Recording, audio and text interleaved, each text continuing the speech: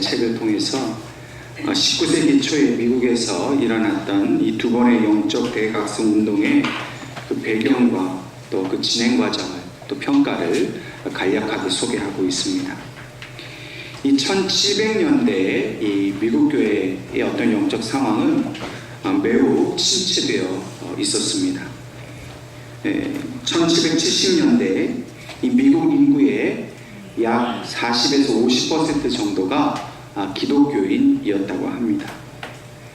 그런데 불과 20년 만인 1790년대에는 이 기독교 인구가 5%에서 약 10% 정도로 그렇게 급격하게 감소하였다고 합니다. 그래서 그 대표적인 신뢰로 그 당시 이 하버드 대학에서 이 하버드 대학 학생들을 대상으로 나는 그리스도인이다 라고 말할 수 있는 사람이 몇 명 정도 되는가 조사를 해봤더니 단 한 사람도 자신이 기독교인임을 말하는 사람이 없었다는 것입니다. 또 프린스턴 대학에서는 단 2명만이, 또 예일 대학에서는 오직 단 5명만이 자신은 그리스도인이라 이렇게 드러냈다는 것입니다. 너무나도 심각한 이런 상황이었습니다. 이러한 영적 침체 상황에서 이 미국의 북쪽 지역인 이 뉴 잉글랜드 지역에서는 이 아이작 베커스라는 침례교 목사님이 이러한 교회의 침체를 놓고 더 이상 그것을 지켜볼 수가 없어서 교인들에게 우리가 주일 예배만 드린다고 해서 교회가 다시 생명력이 살지 않습니다. 우리가 매주 월요일 이 부흥을 위해서 따로 우리가 모여서 기도합시다. 이러한 요청에 대해 온 성도들이 같이 동감하고 또 동참을 하여서 그의 그 기도 운동이 전역으로 번져가게 되었다는 것입니다. 또한 이 티모시 드와이트라는 이 예일 대학의 총장이 자신이 총장이 되면서 이 예일 대학 학생들에게 이렇게 말했다고 합니다. 앞으로 나와 성경에 대해서 논쟁할 사람들은 나를 찾아오면 좋겠다. 또 내가 자네들을 찾아가서 성경이 정말 진리의 말씀인 것을 증거하고 싶다. 처음에는 반발이 심했지만은 1802년까지 이 드와이트 총장의 이러한 사역을 통해서 예일 대학 학생의 무려 3분의 1 정도가 복음을 받아들이게 되고 또 예수를 신실하게 믿는 제자가 되었다는 것입니다. 뿐만 아니라 이러한 예일 대학 학생을 중심으로 한 이 복음 운동이 그 코네티컷 주에 강력하게 일어나게 되었다는 겁니다. 또한 이 미국 서부 지역, 이 서부 지역은 이 개척지입니다. 동부 사람들이 열심히 말을 타고 달려가서 금을 캐기 위해서 탐욕의 도시가 된 것이 이 서부 지역인데, 제임스 맥그레디라는 이 설교자가 그곳에서 복음을 전하기 시작했습니다. 금에 눈이 멀고 돈에 눈이 먼 이 사람들에게 강력한 하나님의 메시지, 복음을 전할 때에 수만 명이나 되는 사람들이 자신의 탐욕을 버리고 예수님께 돌아와서 그곳에서 하나님의 뜻을 이루어가기 시작을 했다는 것입니다.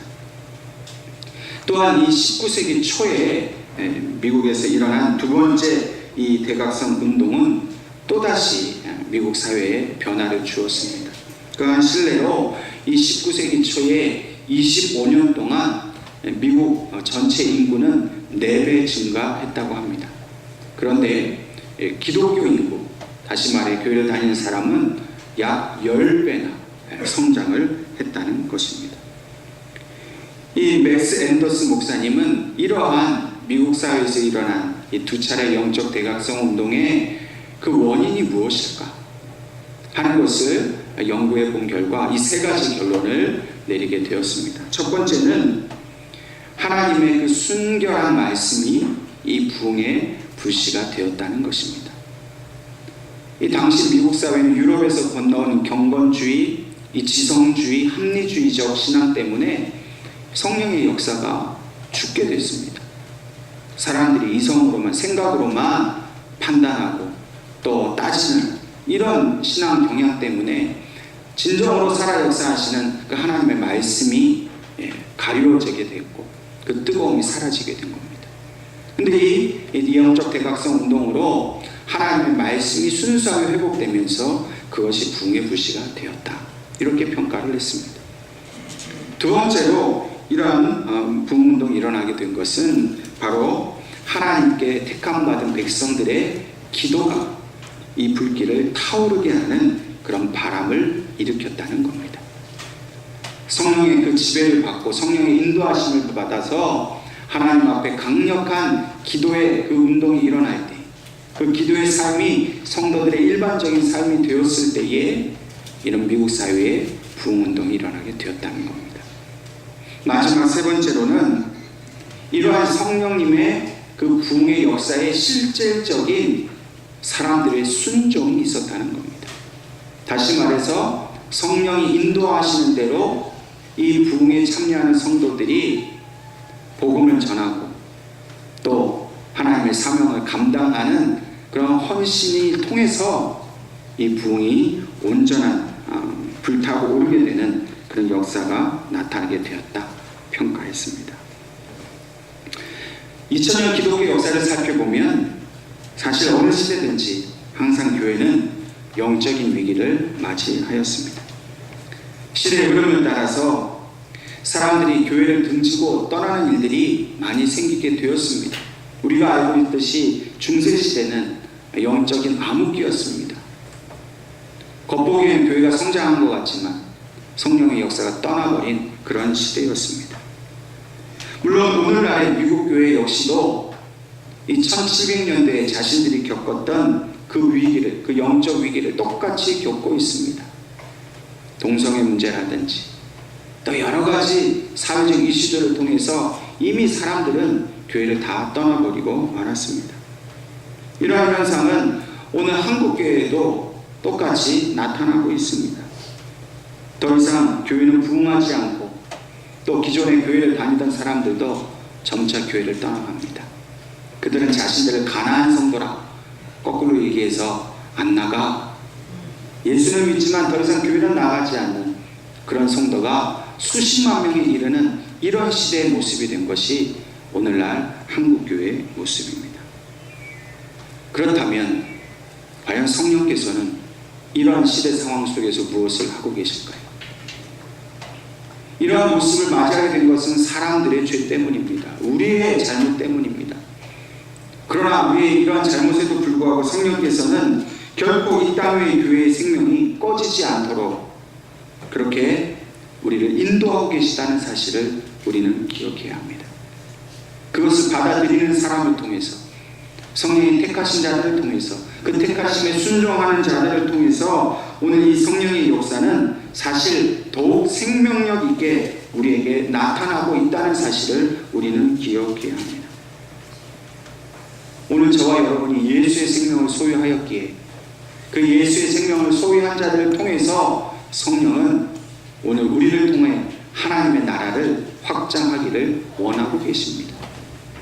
교회를 다니지만 신앙은 가졌지만 예수의 생명이 없는 자들은 결국 이 성령의 역사에 동참할 수가 없습니다. 그들은 생명력을 잃고 교회에 대해 실망하고 사회적인 분위기에 휩쓸려서 점차 하나님을 떠나는 이 상황 속에서 오늘 하나님께 부르심을 받은 우리 예언교회 모든 성도들과 저는 성령께서 살아 역사하신다는 사실을 분명히 믿고 그 인도하심을 따라 순종하며 하나님 나라를 위해 헌신할 수 있기를 주님의 이름으로 간절히 축원합니다. 오늘 하나님께서 우리에게 주신 이 본문의 말씀은 베드로가 욥바라는 곳에서 행한 일들을 기록하고 있습니다. 오늘 본문의 말씀에는 한 여인이 등장합니다. 바로 이 다비다 또 혹은 도르가라 하는 이 여인이 등장합니다. 이 여인은 욥바라는 곳에 살고 있는데 이 욥바는 예루살렘에서 서북쪽으로 약 55km 정도 떨어져 있는 지중해 연안에 있는 해안 도시입니다. 다시 말해서 이 중심이 되는, 유다의 중심이 되는 이 예루살렘에서 매우 많이 떨어져 있는 변방에 속해 있는 도시입니다. 이러한 욥바에 여제자라고 불렸던 이 다비다라는 여인이 있습니다. 여기서 주목해야 할 것은 신약 성경에 이 여성을 향해서 여제자라고 불렸던 이 사람은 이 다비다 한 사람밖에 없었다는 것입니다. 그만큼 이 사도행전의 저자인 누가는 다비다가 참으로 신실한 예수님의 제자였던 것을 강조하고 있는 것입니다. 욥바는 비록 이 이스라엘 지역 전체를 놓고 보면 잘 알려지지 않은 그런 변방의 도시였지만, 그러나 그곳에 여제자라 불리는 이 다비다와 같은 예수님의 신실한 제자가 그곳에서 하나님의 일을 감당하고 있었다는 것을 누가는 오늘 우리에게 말하고 싶었던 것입니다. 이러한 다비다를 중심으로 해서 욥바에 하나님의 교회가 있었던 것으로 보입니다. 여기에 욥바 교회가 세워져서 그 교회를 통한 성령의 역사가 강력하게 일어나고 있음을 우리에게 말해주고 있습니다. 사실 예수님의 그 죽으심과 부활하심이 일어났던 곳이 바로 유대의 가장 중심 도시인 예루살렘에서 일어난 일입니다. 또한 오순절의 성령 강림 역사도 바로 예루살렘에서 일어난 일이었습니다. 그러나 이러한 성령의 역사는 이런 중심지에서만 일어나는 일이 아닙니다. 예루살렘이라는 이 한 지역에 국한되어서 일어나는 일이 아니라 이 성령의 역사는 오히려 더 변방에서, 외곽 지역에서 더욱 강력하게 일어나고 있음을 우리에게 말씀해 줍니다. 사울이 그가 예수님을 만나고 또 사도로 부르심을 받고 사역을 처음 하게 된 것은 바로 이방 지역인 다메섹이었습니다. 도르가와 같은 이 예수님의 신실한 제자들이 모인 욥바에서도 성령께서는 교회를 세우시고 강력하게 복음이 전파되도록 인도해 주셨습니다. 그런데 이 욥바에 세워진 교회의 모습이 어떠했습니까? 이 다비다의 모습을 통해서 이 욥바 교회의 일면을 우리는 찾아볼 수 있습니다. 특별히 다비다는 이 욥바 교회의 신실한 일꾼으로서 성경에는 선행과 구제하는 일이 심히 많았다라고 기록하고 있습니다. 이 다비다에 대해서 사도행전의 저자인 누가는 이 다비다가 예배를 잘 드렸다든지, 기도를 열심히 했다든지, 교회에서 봉사를 많이 했다든지 이렇게 평가하지 않고 선행과 구제를 많이 했다, 이렇게 평가를 하고 있습니다. 그만큼 이 다비다를 중심으로 하는 욥바 교회가 정말 하나님의 교회로서 가장 중요하게 했던 일은 바로 선행과 구제하는 일이었음을 오늘 우리에게 말하고 있습니다. 뿐만 아니라 39절 말씀에 모든 과부가 베드로 곁에 서서 울며 도르가가 그들과 함께 있을 때 지은 속옷과 겉옷을 다 내보이거늘 이라고 말합니다. 이 도르가 다비다는 옷을 짓는 솜씨가 있었던 것으로 보입니다. 근데 그 옷을 지어서 무엇을 했느냐? 과부들에게 그것을 베푸는, 섬기는 일을 했다는 것입니다. 여러분, 성경을 통해서 보면 하나님께서는 특별히 이 고아와 과부에 대한 그런 관심을 가지고 계셨습니다. 그 시대의 가장 최고의 약자가 바로 고아였고 과부였기 때문입니다. 예루살렘 초대교회도 우리가 잘 알고 있는 대로 유대인, 히브리파 이 과부들, 헬라파 과부인들을 섬기는 일 때문에 이 7사람의 집사를 세웠던 일을 우리가 알고 있습니다. 그만큼 이 과부를 돌보는 일, 사회적 약자를 돌보는 일에 교회가 온 사역을 집중했다는 겁니다. 도르가 역시도 이 예루살렘 교회 전통을 그 하는 일을 그대로 본받아서 이 욥바 교회가 그 일을 하고 있었다는 것입니다. 욥바 교회는 단지 예배만 잘 드리는 교회가 아니었습니다. 단지 모여서 자기들끼리 먹고 마시고 즐기는 그런 교회가 아니었습니다. 이 욥바 교회의 가장 큰 핵심적 사역은 바로 지역사회를 위해서 그리스도의 정신으로 섬김의 모습을 보여주는 것이었다는 겁니다. 요바교회 성도들은 도르가를 중심으로 해서 그 시대의 약자들을 위한 그 상황들을 잘 이해하고 그들의 모든 필요한 것을 채워주었습니다. 옷을 지어 입혔다는 것은 그들에게 있어서 가장 필요한 일들을 해주었다는 것을 말합니다. 오늘 우리 주님께서는 오늘 우리 모든 예언교회 성도들도 이 요바 교회와 같이 또 이 도르가와 같은 이러한 성령의 사람이 되어서 성령께서 본래 교회를 통해 하기를 원하시는 그 귀한 일을 감당하기를 원하신다는 사실을 믿어야 할 것입니다. 요바 교회는 이름 없는 교회였습니다. 저 지방에 있는 그런 아무도 알지 못하는 교회였습니다. 그러나 그 어떤 교회보다도 선행하고 구제하는 그 하나님의 귀한 일을 감당했습니다. 여러분, 오늘 우리 교회도 별 이름 없는 교회입니다. 어디 나가서 예언교회라고 얘기하면 아는 사람 별로 없습니다. 그런데 이름 있는 교회냐 이름 없는 교회가 중요한 것이 아니라 이 예언교회가, 우리 예언교회가 무엇을 하느냐는 겁니다. 어떻게 성령의 인도하심을 받고 그 성령께서 원하시는 일을 감당하느냐 하는 겁니다. 하나님은 교회 이름이 알려졌느냐 안 알려졌느냐 여기에 관심을 두지 않습니다. 예수 그리스도의 이름으로 모인 교회가 과연 무엇을 하느냐 하는 것에 관심을 두십니다. 성령이 오늘 우리와 함께 하시는 이유가 무엇입니까? 우리에게 잘 먹고 잘 살게 하시려고, 안 아프고 또 건강해서 내 마음대로 살고 싶게 그렇게 하시려고 임하시는 것이 아니라, 성령이 오늘 우리와 함께 하시는 일은 아직도 주님을 알지 못하는 자들에게, 이 땅의 사회적 약자들에게, 이 땅에 주님이 필요한 자들에게 복음을 전하고 그 복음을 전하는 도구로서 우리의 선행과 구제를 하나님은 강력히 바라보고 계심을 우리는 온전히 믿어야 할 것입니다. 선행과 구제는 예수님의 마음을, 복음을 가장 잘 전할 수 있는 방법입니다. 옛날에는 복음을 전하기 위해서 교회에서 무슨 행사를 많이 했습니다. 그래서 예배를 잘 드리고 무슨 연예인을 불러다가 뭐 이름 있는 사람을 불러다가 교회에서 무슨 전도잔치도 하고 했습니다.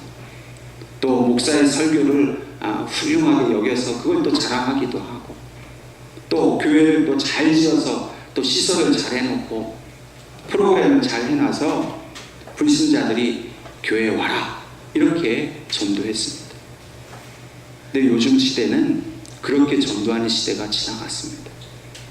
아무리 유명한 연예인들 뭐 한 프로그램 한다고 플랜카드 걸고 전도지 돌려봐야 교회 오지 않습니다. 더 이상 이제는 불러드리는 전도 방식은 이제 버려야 합니다. 그러면 어떻게 해야 합니까? 이제는 겸손하게 교회가 세상 사람들, 이 불신자들을 향해서 그들을 섬기는 그런 모습으로 그들을 찾아가는 그런 전도의 시대가 되었습니다. 여러분, 우리가 세상 사람들, 불신자들을 찾아갈 수 있는 좋은 방법은 무엇입니까? 바로 선행과 구제입니다. 세상을 위한 좋은 일을 하는 것, 세상에 유익을 끼치는 일을 하는 것, 가난하고 병들고 약자들을 돕는 일을 하는 것, 그것이 오늘날 성령께서 우리를 통해 복음을 전하기를 원하시는 하나의 방식인 것을 우리가 깨달아야 할 것입니다. 성령께서는 우리가 이렇게 세상을 향해 나아가고자 할 때 더 이상 우리만을 위해서가 아니라 이제는 세상을 섬기는 사역을 하고자 우리가 결단하고 헌신할 때 더욱 강력하게 역사하신다는 사실을 분명히 기억하시기를 바랍니다. 그럼 우리는 우리 가정이 잘 되기를 사실 기도하지요. 우리 자녀들의 장래가 잘 되기를 위해 기도합니다. 하나님이 도와주시길 위해 기도합니다. 성령의 역사가 나타나길 위해서 기도합니다. 근데 진짜 그 성령의 역사가 나타나기를 원한다면 성령 하나님이 기뻐하시는 일을 하겠다라고 헌신하십시오. 복음을 전하겠다고, 선교하겠다고. 여러분, 우리의 그 헌신 때문에 성령이 우리와 강력하게 함께 하신 줄로 믿으시기 바랍니다.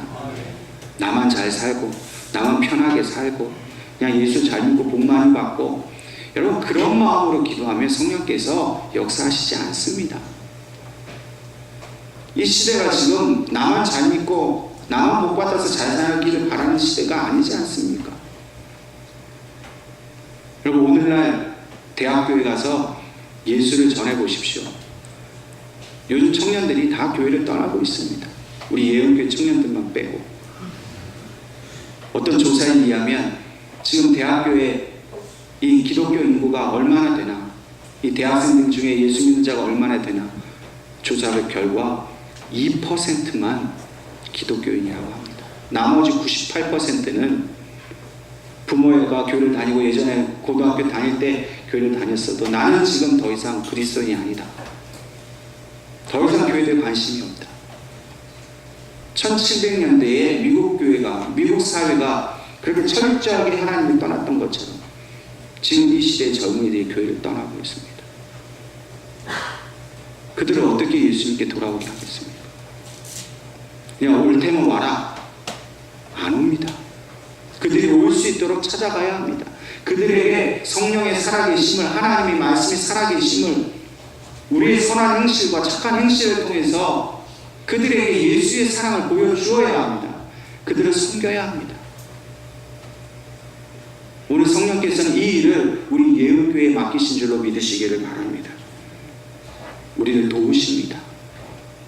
복음을 전하고자 할 때, 예수의 뜻대로 살고자 할 때 성령께서 더 많이 도와주신 줄 믿고 이 성령의 부르심 앞에 헌신할 수 있기를 주님의 이름으로 축원합니다.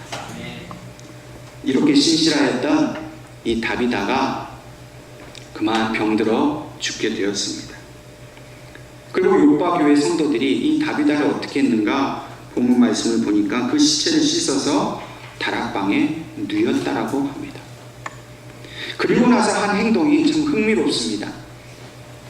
이 요바에 있던 이 요바 교회 성도들이 사도 베드로가 룻다라는 이 요바에서 가장 이 가까이에 있는 이 도시에 이 베드로가 와 있다는 사실을 알고 두 사람을 보내서 급히 베드로를 이 요바에 오도록 간청을 하고 있습니다. 여러분, 여기서 좀 의문이 듭니다. 그럼 다비다가 죽었으면 어떻게 해야 합니까? 장례 절차를 따라서 그를 영하고 관에 넣고 장례를 치르면 그만입니다. 단지 시체를 씻어서 뉘어놨다는 것은 더 이상 장례 절차를 진행하지 않았다는 걸 말합니다. 장례를 더 이상 진행하지 않고 누구를 찾았다는 겁니까? 베드로를 찾았다는 겁니다. 근데 왜 찾았을까요? 왜 장례를 치르지 않고 베드로를 급하게 찾았을까요? 이 부분에 대해서 학자들이 다양한 의견을 내놓습니다. 그러나 제가 가진 결론이 이렇습니다. 제가 믿기에는 이 요바 교회의 제자들이 베드로가 와서 이 다비다를 다시 살려주기를 바랬던 것으로 저는 보고 있습니다. 왜 그런 생각을 갖게 됐을까요? 이 요바 교회의 제자들, 이 성도들은 예수님께서 나사로를 살리신 일을 분명히 알고 있었기 때문입니다. 그래서 다비다의 장례 절차를 더 이상 진행하지 않고 이제 이 베드로가 오기만 하면 예수님이 나사로를 살리신 것처럼 이 다비다를 살릴 것이라고 그들이 믿었다는 것입니다. 단순한 기대나 무슨 요행을 바라는 것이 아니라 확실한 가운데 믿음을 갖고 있었습니다. 요바 교회는 성령이 함께 하시는 교회였습니다. 그냥 함께 하신다라는 느낌이나 지식이 있는 교회가 아니라 그 함께 하심이 실제로 그들의 삶 속에서 나타났던 교회입니다. 예수님이 하신 일들이 자신에게도 일어날 것을 분명히 믿었습니다. 더군다나 나사로가 죽었다가 다시 살아난 일이 얼마 되지도 않은 때였기 때문에 아마도 이 시대에 나사로가 여전히 살아있을지도 모릅니다. 그렇기 때문에 이들에게는 더욱더 죽은 다비다가 살아나는 일은 전혀 불가능한 일이라고 그들이 한 번도 생각하지 않았던 것입니다. 이처럼 이 요바 교회는, 이 요바 교회 성도들은 성령께서 주시는 죽은 자도 살아난다는 그 확실한 믿음 가운데 굳건히 서 있었던 것입니다. 여러분, 오늘 저와 여러분의 믿음은 어떻습니까? 성령께서 우리와 함께 하시면 죽은 자라도 살리실 것을 믿는 믿음 위에 서 있습니까? 그건 옛날 얘기고, 그건 그냥 잘 믿는 사람 얘기고, 그건 성경의 얘기고, 그저 우리는 의심과 회의와 무감각 속에 살아가고 있지는 않습니까? 오늘 이 시간 이 예배를 통해 성령께서는 분명히 말씀하십니다. 우리 주님이 생명의 주인이신 것을 말씀하십니다. 예수 안에서는 살아나지 못할 생명이 없음을 분명히 말씀하고 있습니다. 이러한 요파 교회에 베드로가 도착을 했습니다. 즉시로 다락방에 누워있는 다비다에게 찾아갔습니다. 본문의 말씀을 보면 베드로가 즉시 무릎을 꿇고 기도하였다 말합니다. 누구에게 기도했겠습니까? 이 생명의 주인이신 예수님께 기도했을 것이 분명합니다. 성령님을 의지하는 기도를 드렸을 것이 분명합니다. 그리고 그 기도 후에 그는 확신을 가지고 시체를 향해서 다비다야 일어나라 말했습니다. 베드로가 왜 이렇게 무모한 일을 했을까요? 그런데 무모하지 않았습니다. 일어나라 말을 한 즉시 다비다가 눈을 떠서 일어나 앉게 되었습니다. 여러분, 이 일어나라 라는 말의 원어는 바로 달리다쿰입니다. 여러분, 달리다쿰 아시죠? 예수님께서 야이로의 딸을 일으키실 때에 소녀야 달리다쿰, 물론 아람어입니다. 말씀하셨습니다. 베드로가 왜 이렇게 얘기했을까요? 베드로 역시도 예수님께서 죽은 자를 살리시는 그 현장에 있었기 때문입니다. 자신의 눈으로 똑똑히 보았기 때문입니다. 예수는 하나님의 아들이시오 생명의 주인이시면 그가 선포하실 때 일어나지 못할 생명이 없음을 그가 보고 알았습니다.